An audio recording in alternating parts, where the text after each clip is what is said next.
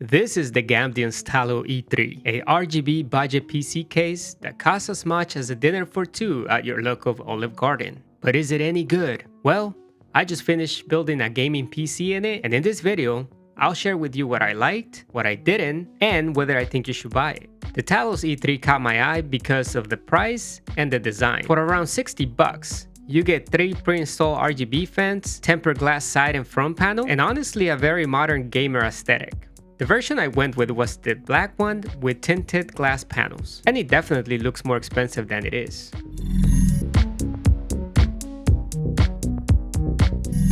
The case doesn't feel premium, but it also doesn't feel cheap. Sure, it's lightweight, but not flimsy. The metal is a bit thin, and the side panel is held with simple thumb screws, which I do like how they look.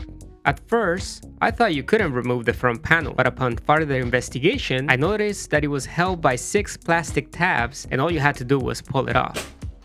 However, you have to apply so much force that it almost felt like I was about to break the glass panel. I found it a tad easier if you pull from the bottom, but not by much. Luckily, you don't really have to pull off this panel unless you need to add or replace the front fans. The magnetic dust filter on top is a nice touch, and I wish the bottom one was also magnetic, but hey, $60.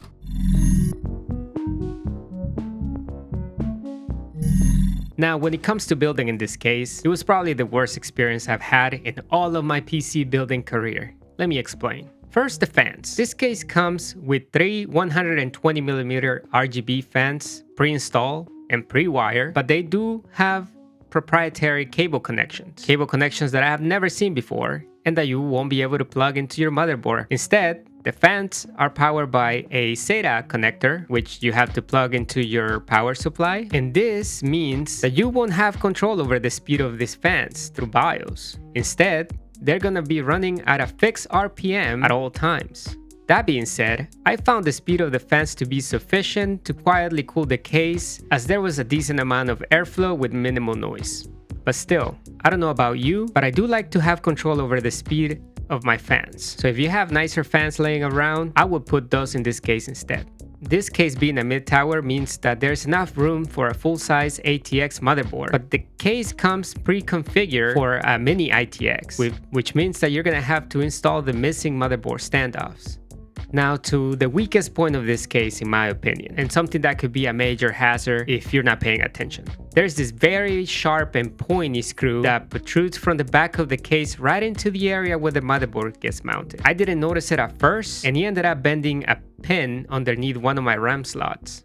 I think the screw is here to make sure that the I/O ports on top of the computers don't come loose, but after removing it, the USB ports and power buttons seem fine and they didn't feel loose at all, so I left it off. Talking about screws, make sure you don't lose any of your thumb screws or fan screws because you don't get any spare ones. That's right, not a single one. Same thing with the motherboard standoffs. You only get the 3 additional ones you need for the full ATX and no more. So Gamdias, if you're watching this video, it would be nice if you included at least one extra. Cable management is possible but tight. A modular PSU definitely helps, and if you need extra room for cables, I would suggest removing the hard disk drive cage if you're not going to be using it. You get about 300mm of GPU clearance. That is about the length of my 1080 Ti Strix that barely fit, but if you do run a card this long, there's no way you can run a front mounted radiator. For storage, you get support for 2 3.5-inch hard drives and 2 2.5-inch SSDs. It's not a lot of space, but it's enough for most gaming builds or creators on a budget. The PCI slot covers were a pain in the ass to remove, especially after the motherboard was in. Even though they were made out of this super flimsy metal, they were still somehow a struggle to take off. And I'm talking about real soft metal. I mean, is this even metal?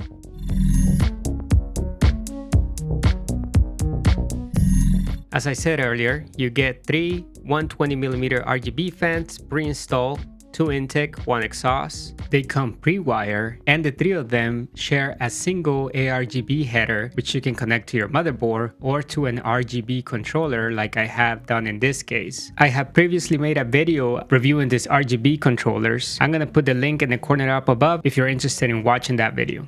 However, with this case, you don't really need one of those because the case already has its own controller. At the top, there is a button labeled LED and when you press it, you can cycle through the LED without having to plug this header to your motherboard or to an RGB controller. However, if you do want to synchronize the lighting effects of these fans with, let's say, your AIO or your other fans, then what you do is press and hold this LED button for 3 seconds, and that is going to switch over for the signal to come through the female ARGB header instead, and that way you can synchronize it with the signal coming from your motherboard or RGB controller. You can run up to 6 120mm fans, 3 at the front, 2 top and 1 in the back, or you can run 5 140mm, 2 at the front, 2 at top and 1 in the back. He also shows in the description that you can run a 240mm radiator at the top and a 360mm radiator at the front. Now, with that being said, I tried installing my Thermalright Aqua Elite 240, which has a 240mm radiator, and it did not clear my RAM. So if you're going to be running a 240mm AIO, make sure that you're either running low profile RAM sticks, which I'm not 100% sure if you'll even clear with that, or you're going to have to run it at the front. But if you do that, you're going to be cutting short on the space you have available for your GPU. So remember that. I ended up running the AIO on top, but only with 1 fan. That gave me enough space to clear my RAM sticks.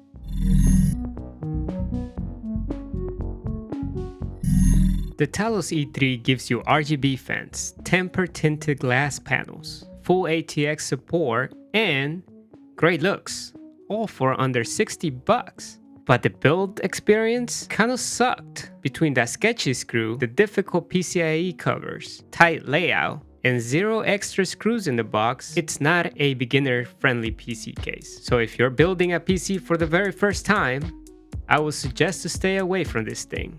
Still, if you're on a budget and you're willing to fight with it a bit, it delivers solid value and surprisingly good looks for the price. Will I buy it again? Yes, but only if I needed to build a fast and cheap PC with set and forget RGB lighting, like a PC flip for Facebook Marketplace or something like that. Anyways, let me know what you think of this case in the comments down below.